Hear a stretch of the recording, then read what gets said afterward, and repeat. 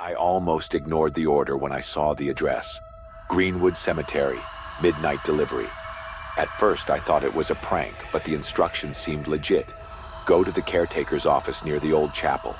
Delivery for Tom. I sighed and accepted. The tip was good, and it was my last order for the night. What could go wrong? The drive was quiet, but when I got there, the main entrance was blocked by construction signs. Road closed. Use side entrance. Great. I parked outside the smaller gate and texted the number on the order. Hey, entrance is blocked. Where do I go? A reply came almost immediately. Yeah, sorry about that. Just come through the cemetery. Office is by the chapel. Straight ahead, then left. Big gray building. Thanks, man. I wasn't thrilled about walking through a cemetery at night, but whatever. I grabbed the pizza and stepped inside. The air was heavy, damp. No wind, no bugs, just silence. My footsteps echoed too loudly on the gravel path. I walked faster. The chapel loomed in the distance, its stone walls glowing faintly under a flickering security light. The caretaker's office was right beside it, just as Tom had said. I knocked, and a tall, tired-looking man opened the door. You must be the pizza guy, he said with a grin. Man, you're a lifesaver. Yeah, no problem, I said, handing over the box.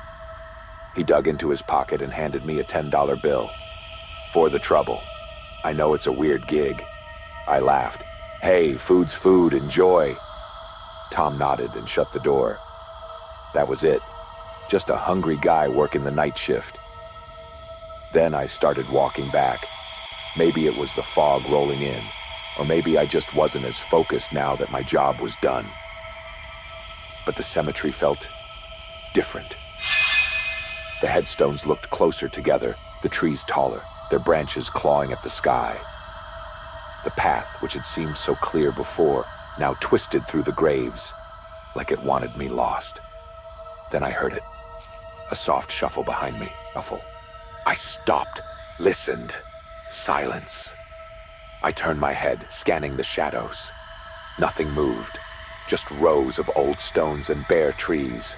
I walked faster. Then, another sound. Closer, a whisper of movement, like feet dragging over grass. My throat went dry. I resisted the urge to run. Running meant panic, and panic led to bad decisions. Just get to the car. Then just as I passed an old mausoleum, something tapped on the stone. I froze. A slow, deliberate tap, like fingers against marble. I turned, my heart pounding. The shadows were too thick, too deep. I saw nothing, but I felt something. Watching, waiting. I walked faster, almost jogging now, my breath coming in quick bursts. I could see the gate up ahead, my car parked just beyond it. Almost there. Then the whisper came. You shouldn't have come alone. I bolted. I didn't look, didn't think. I ran full speed to my car, yanking the door open and diving inside. My hands shook as I jammed the key into the ignition. The headlights flared to life, illuminating the cemetery entrance. And that's when I saw it, a pale face, peeking from behind a headstone, just barely visible in the glow of my headlights. Eyes black as pits, skin stretched too tight, mouth slightly open like it was whispering even now. I couldn't breathe. I couldn't move. Then, it smiled. I slammed the car into reverse and peeled out, tires kicking up gravel as I sped away. A few minutes later, my phone buzzed. A text from Tom. Hey man, you make it out okay? I stared at the message, my fingers hovering over the screen. Finally, I typed back. Yeah. Why? The reply came almost instantly. Just checking. Some guys say they see weird stuff walking back. Probably just your eyes playing tricks. Anyway, thanks again. I didn't answer. I just kept driving, telling myself I'd never take another order to Greenwood Cemetery. But I couldn't shake the feeling that something had followed me out.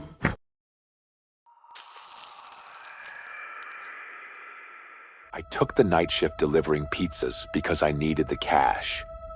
Bills were piling up, and I couldn't afford to fall behind again. Being a big woman, nearly 6 feet tall and built solid, I've never had much to fear. Most people leave me alone, and if anyone gets weird, I know how to handle myself. But that night taught me that not everything can be handled. It was nearly 11 p.m., my last delivery of the night, when the order came in. 2 large meat lovers. The address wasn't one I recognized, but the GPS said it was about 20 minutes away, out past the edge of town. Perfect, I muttered, grabbing the insulated bag. One last run, then home. The drive out was eerie. The main road narrowed into a winding 2-lane strip surrounded by dense trees. My headlights barely pierced the darkness, and the occasional rustle of leaves made me flinch. When I turned onto a dirt path, it seemed to go on forever, the house eventually looming ahead like something from a bad horror movie. It was a wreck. 2 stories of peeling paint, broken shutters, and a sagging porch with a single light bulb flickering above the door. I parked, grabbed the pizzas, and walked up the porch. The wood groaned under my boots, and that flickering bulb above me cast long, jagged shadows that danced across the walls. The buzzing of flies was immediate and overwhelming, their shadows darting past the light. I knocked, loud enough to be heard over the hum. "Hello? Pizza delivery." The door creaked open, and the smell hit me like a punch to the gut. It was a mix of rotting meat and something else, something worse, sour and wet. I gagged, stepping back, but then I saw the man standing in the doorway. He was tall and thin, almost skeletal, with yellowed skin stretched tight over his face. His greasy hair clung to his forehead, and his sunken eyes locked onto mine with a strange intensity. "Evening," he rasped, his voice low and gravelly. "You're right on time." He smiled, revealing teeth that were more brown than white. Yeah, I said, holding up the pizzas. "That'll be $27.50. He didn't move to take the pizzas or pay me. Instead, he stepped aside and gestured for me to come in. "My wife's in the kitchen. She'll get your money."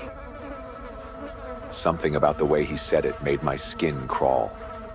I tried to peek inside without stepping over the threshold. The hallway was dark, littered with trash and old newspapers. The buzzing of flies was louder now, coming from deeper in the house. "I'm not supposed to go inside," I said, my voice firm. His smile faded, replaced by a look I couldn't quite read. "Don't be rude," he said. "Come, meet my wife." My instincts screamed at me to leave, but I stood frozen as he shuffled back into the shadows. I caught glimpses of the hallway as he moved, blackened stains on the walls, piles of rotting garbage, and something glistening on the floor. That's when I heard it. A faint, muffled sob coming from somewhere deeper in the house. "Ma'am," I called out, my voice shaking. "Are you okay?" The sobbing stopped abruptly. Something heavy thudded in the darkness, followed by the man's voice. "She's shy," he said, "but she'd love to meet you." That was it. I dropped the pizzas and bolted back to my car. The porch light flickered faster, almost strobing as I fumbled with my keys. Behind me, I heard the man step onto the porch. "You forgot your change," he called, his voice light and sing-song. I didn't look back.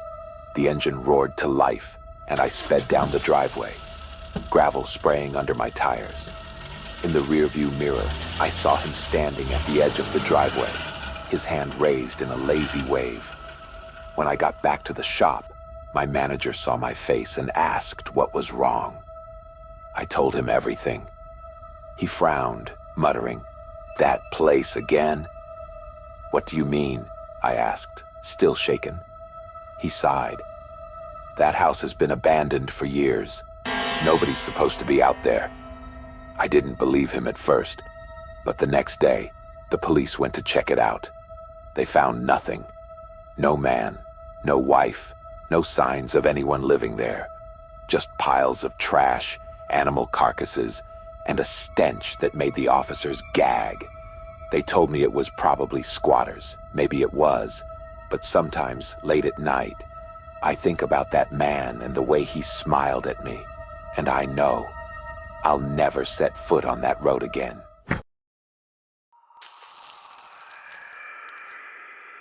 Being a pizza delivery driver, you get used to all kinds of neighborhoods. Some are rundown and sketchy, while others are warm and inviting. That night, I found myself in one of the latter. It was a quiet suburban street, the kind where the houses had neatly trimmed lawns, glowing porch lights, and picket fences. The order was for a family-sized meal, 2 large pizzas, breadsticks, and soda. It sounded like a typical Friday night for a family. When I pulled up to the address, I couldn't help but smile at the scene. There was a swing set in the front yard and a bike tipped over on the driveway.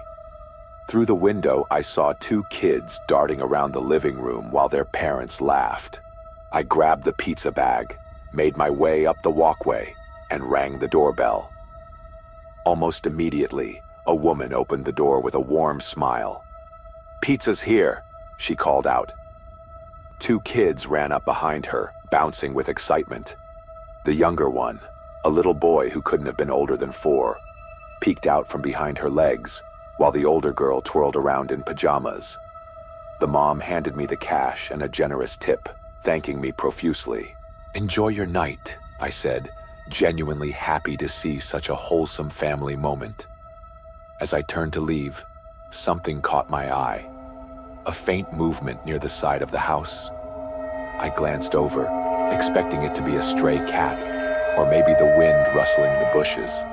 Instead, I saw the unmistakable shape of a man crouched near the side window. I froze. My first thought was that it might be a neighbor or someone fixing something. But as I stared, I noticed he wasn't moving like someone doing maintenance. He was hunched low, creeping toward the window where the little girl's room was lit up. "Hey!" I shouted, stepping off the porch. The man bolted toward the backyard, his dark clothing blending into the shadows. Without thinking, I yelled, "Someone's in your yard!" The dad rushed out, his face a mix of confusion and fear. "What are you talking about?" "There was a guy. He was by the side window." I pointed toward the house as the mom ushered the kids inside, locking the door. The dad and I sprinted around to the side yard. That's when we saw it. The window to the little girl's room was cracked open, and a small stool had been pulled from the patio and placed beneath it. "Call the police," I said, my voice trembling. "Now." The dad didn't hesitate. As he fumbled with his phone, I heard a rustling sound coming from the bushes near the fence. I grabbed the flashlight from my car and aimed it toward the noise. The beam landed on him. He was crouched low, holding a bag. His face was partially obscured by a baseball cap, but I could see enough to tell he wasn't just some random passerby. His eyes darted between me and the dad, wild and panicked. "Stay where you are," the dad yelled, stepping closer. Man bolted, but the dad tackled him before he could get far. I rushed to help, pinning the guy down as he thrashed and cursed. The bag he was carrying spilled open, and its contents sent a chill through me. Duct tape, rope, and a knife. My stomach turned. This guy wasn't just some petty thief. He had come here for something far worse. The police arrived within minutes, cuffing the man and taking statements from all of us. I'll never forget the look on the mom's face when she saw what he had with him. She hugged her kids so tight, tears streaming down her face. The officers told us the man had a record. Attempted abductions, stalking, things that made my skin crawl. as they drove him away, I couldn't stop thinking about how close he'd gotten. If I hadn't seen him, if the family had gone to bed without locking the window, I don't even want to finish that thought. That night, I drove home in silence, shaken, but grateful I'd been in the right place at the right time. Sometimes the scariest moments aren't about ghosts or monsters. They're about real people, people hiding in the shadows, waiting for an opportunity. And sometimes, the best thing you can do is notice.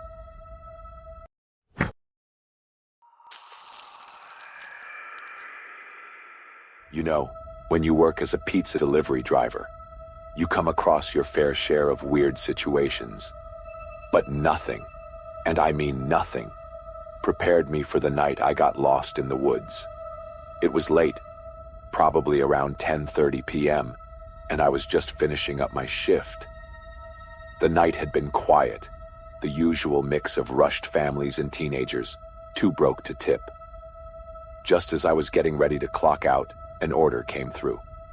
A single large pepperoni pizza, cash payment.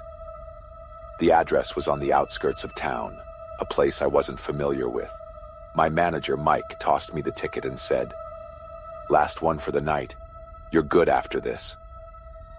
The drive out there was peaceful at first. My car hummed along the empty roads, the sky overhead dark but clear. I followed the GPS, winding through back roads I didn't even know existed. After a while, the houses became fewer and farther between, replaced by thick trees and the occasional streetlight. I remember thinking it was odd when the GPS instructed me to turn onto a gravel path. There were no signs, no mailbox, nothing to indicate anyone lived out here. But the address matched, and the customer had called in to confirm earlier, so I figured maybe it was a cabin or something. As I drove deeper, the gravel turned to dirt, and the trees closed in on both sides. My headlights barely cut through the darkness, and the further I went, the more uneasy I felt. The road started to get narrower, with branches scraping against the sides of my car. I almost turned back, but then I thought about the tip. Late-night orders like this usually meant a decent payout. About a mile in, the GPS suddenly announced, "You have arrived."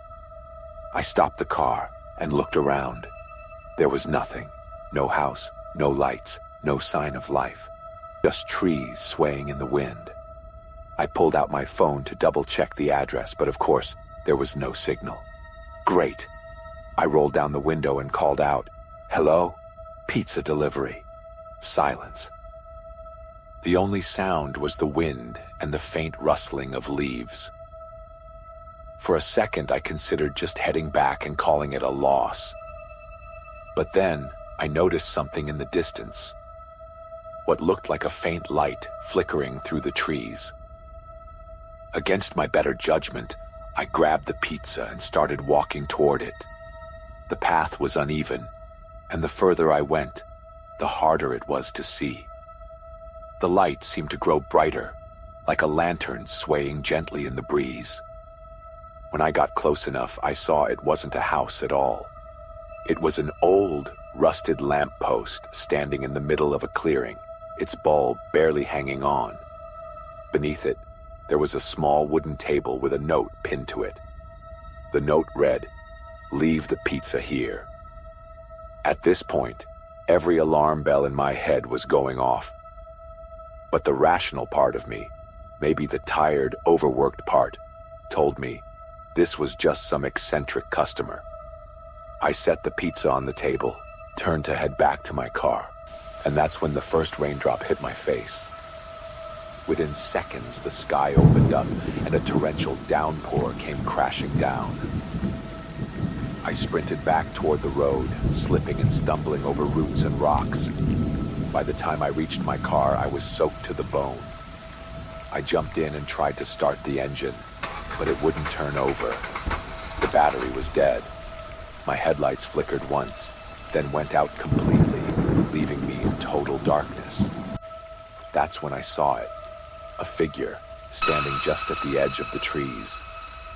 I froze, my breath catching in my throat. The figure didn't move, didn't make a sound. It was just there, watching. I reached for my phone, but of course, there was still no signal.